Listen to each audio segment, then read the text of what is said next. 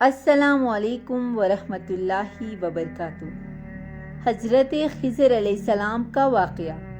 ایک مرتبہ حضرت خضر علیہ السلام دریا کے کنارے بیٹھے تھے۔ اتنے میں کسی سائل نے آ کر ان سے سوال کیا کہ میں آپ سے اللہ کے واسطے سوال کرتا ہوں، مجھے عنایت فرمائے۔ یہ سن کر حضرت خضر علیہ السلام پر بے ہوشی طاری ہو گئی۔ جب کچھ ہوش ہوا تو فرمانے لگے، بھائی میں تو صرف اپنی جان اور مال کا مالک ہوں، تم نے مجھ سے اللہ کے واسطے سوال کیا ہے، لہٰذا میں اپنی جان اور ذات تمہارے حوالے کرتا ہوں۔ تم جس طرح چاہو اس کو استعمال میں لاؤ، بازار میں فروخت کر کے اس کی قیمت سے فائدہ اٹھاؤ۔ چنانچہ سائل ان کو بازار لے گیا اور ایک شخص سائمہ کے ہاتھ ان کو فروخت کر دیا۔ یہ سائمہ خرید کر ان کو اپنے گھر لے گیا، جس کی پشت پر اس کا ایک باغ تھا۔ چنانچہ سائمہ نے حضرت خضر علیہ السلام کو ایک کدال دے کر کہا کہ سامنے والا پہاڑ جو 3 مربع میل رقبے میں واقع تھا، اس کی مٹی کاٹ کاٹ کر باغ میں ڈالو۔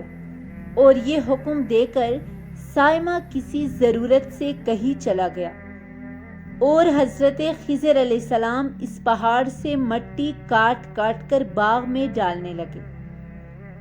جب سائمہ گھر واپس آیا تو اس نے گھر والوں سے دریافت کیا کہ تم نے غلام کو کھانا بھی کھلایا یا نہیں؟ گھر والوں نے جواب دیا کہ ہمیں معلوم ہی نہیں غلام کہاں ہے۔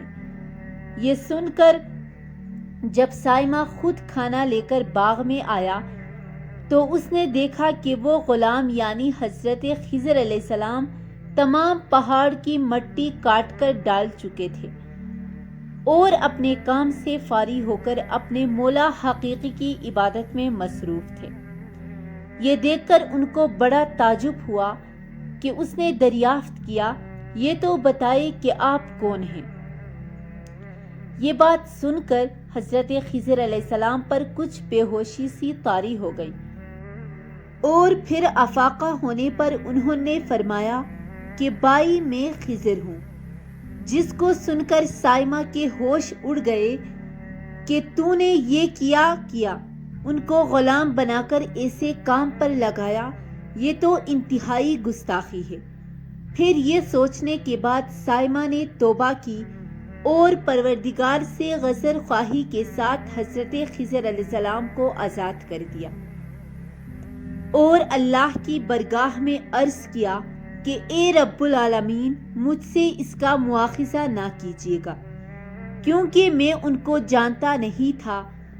اس کے بعد حضرت خضر علیہ السلام نے دعا فرمائی اور سجدہ شکر بجا لائے کہ اے میرے پروردگار، میں تیرے ہی حق میں غلام بنا اور تیرے ہی حق میں آزاد ہوا، اس پر تیرا شکر گزار ہوں۔ بعد اذان واپسی کی اجازت لے کر جب دریا پر واپس آئے تو دیکھا کہ ایک شخص کھڑا دعا مانگ رہا ہے کہ اے میرے رب، حضرت خضر علیہ السلام کو غلامی سے رہائی عطا فرما دے اور ان کی توبہ قبول فرما لے۔ حضرت خضر علیہ السلام نے یہ دیکھ کر اس شخص سے دریافت کیا کہ آخر تو کون ہے؟ تو اس شخص نے بتایا کہ میں تو شازون ہوں، آپ کون ہیں؟ انہوں نے فرمایا کہ میں خضر ہوں۔ اس کے بعد شازون نے کہا، اے خضر علیہ السلام، آپ نے اپنے رہنے کے لیے مکان بنا کر دنیا طلب کی ہے، کیونکہ حضرت خضر علیہ السلام کا دریا کے کنارے پر ایک عبادت خانہ تھا۔ بس یہ سن کر وہ فوراً میدان میں نکل آئے اور وہی اللہ کی عبادت میں مصروف ہو گئے۔ اس کے بعد حضرت خضر علیہ السلام نے اسی جگہ پر ایک درخت لگایا اور اس کے سائے میں عبادت شروع کر دی۔ تو آواز آئی، اے خضر، جب تم نے درخت کے سائے میں سجدہ کیا تو تم نے دنیا کو آخرت پر ترجیح دی۔ پھر فرمان ہوا، مجھے اپنی عزت اور جلال کی قسم ہے، مجھے دنیا کی محبت میں رضامندی نہیں ہے۔ اس کے بعد حضرت خضر علیہ السلام نے شازون فرشتے سے کہا، اے شازون دعا کرو کہ اللہ تعالیٰ میری توبہ قبول فرمائے۔ چنانچہ شازون نے دعا کی اور اللہ نے شازون کی برکت سے حضرت خضر علیہ السلام کی توبہ کو قبول فرمایا۔ خدا کے برگزیدہ بندے اسی حالت میں رہتے ہیں جو اللہ کو منظور ہو۔ بے شک ہماری فلاح بھی اسی میں ہے کہ زندگی کے ہر موڑ پر آنے والے پیچو خم میں ہم راضی رہیں، اللہ تعالیٰ کی چاہت کو سامنے رکھ کر زندگی گزاریں۔ دعا ہے کہ اللہ تعالیٰ ہمیں اس واقعے سے سبق حاصل کرنے کے نیک بننے کی توفیق عطا فرمائے۔ آمین ثم آمین۔ اگر میری ویڈیو اچھی لگی ہو تو اس چینل کو سبسکرائب کرنا مت بھولیے گا۔ جزاک اللہ۔